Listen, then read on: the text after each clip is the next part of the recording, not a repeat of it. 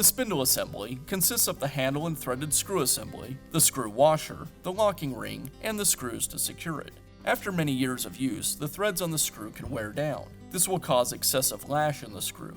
Eventually the threads can fail completely, so the vise can't be locked at all. Replacing the spindle assembly is a repair that you can do yourself, and I'm going to show you how. I'll begin by unscrewing the spindle until the two halves of the vise are separated.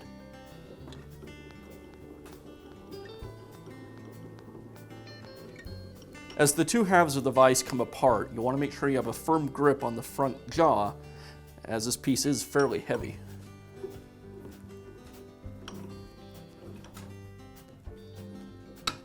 Now I'll remove the spindle from the jaw, and it's held in place with these 3 screws and the retainer.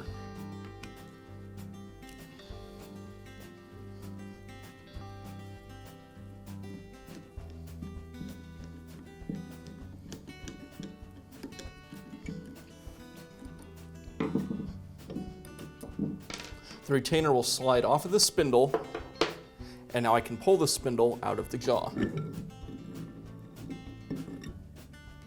You'll want to make sure that the washer comes out as well. Now I can begin installing the new spindle assembly, and I'll start by greasing the threads. Here I'm just using a bearing and chassis grease. I'll just apply a line of grease down one side of the threads. As you use the vise, it'll work its way all the way around the screw. Next, I'll slide the washer over the spindle, and now I can slide this assembly back into the jaw.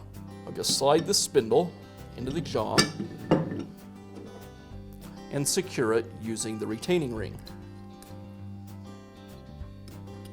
I'll leave the screws loose until I have all 3 installed.